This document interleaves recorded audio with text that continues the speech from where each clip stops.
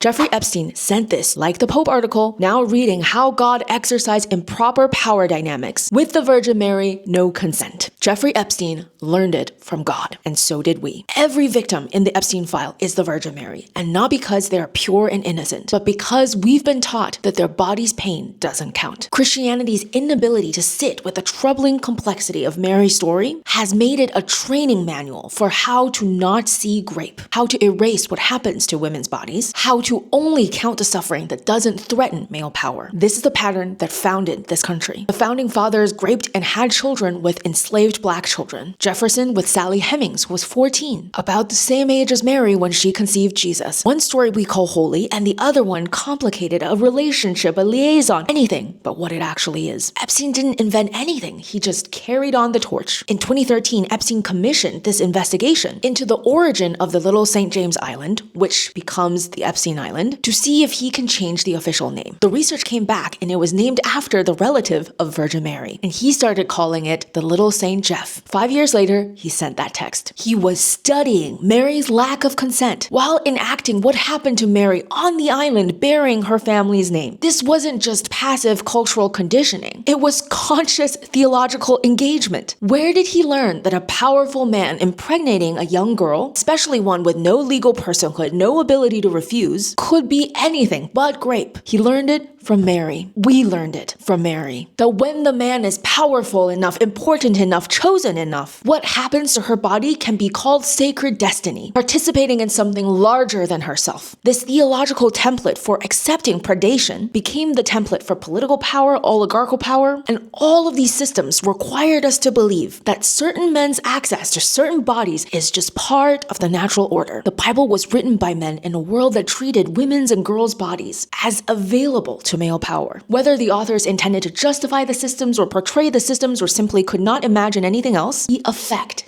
is the same. We inherited Epstein's textbook, the sacred text that teaches us not to see violation as violation if the man is powerful enough. This is a 12 to 14-year-old girl impregnated by God who says, "Let it be done unto me," when the power dynamic is a child versus the entire cosmic order. This surrender to overwhelming force is what we call holy. This is how we've theologized predation, as sacred, as inevitable as the way things are. Her impregnation is this floating signifier of receptivity to male power, no matter earthly or divine. The only good woman whose body is untainted by sex and yet has evidence of sexual activity is Mary. And yet she experiences no sexual pleasure throughout her life because she has to remain perpetually virgin. Her pain, her tearing, her recovery from labor is fully erased. This mother of sorrows, her only acceptable suffering is emotional, watching her son die at the cross. And even then, at the cross, Mary is silent, sorrowful, and contained. What if she screamed and refused to make meaning, refused to witness silently, demanded that this shouldn't have happened to her body? And then there's the assumption where Mary doesn't even get to die. Her body just disappears entirely. What would Mary's story be if it was written by a woman? What world can we build if a young girl's body isn't required for the human and divine to meet? This isn't rejecting Mary. It is seeing her and asking, what happened to her body? What did pregnancy feel like at 13? What did childbirth do to her? Where is her rage, her fear, her bodily autonomy? Skipping over the body to get to the meaning, the redemption of every story of violation is how we learn to tell survivors that their suffering should have a purpose, that they should heal in ways that make us comfortable, that they should turn their violation into inspiration. Accepting that power dynamic wholesale, divine over human, enslaver over enslaved, billionaire over teenager, is how we learn as a society that women's bodies don't register pain for themselves, only for others. That we are only here to watch, to witness, to never be angry, to help erase the injustice done to us. This is why we ask victims, are you pure enough? Did you resist enough? Were you too knowing, too complicit? Did you also say, "Let it be done unto me"? The files are out, but can we see what's in them when we've been trained for 2,000 years not to look at women's bodies at all? Do we still know how to look? I am Connie Chen, here to help you deconstruct everything. Check out my Patreon for bonus content.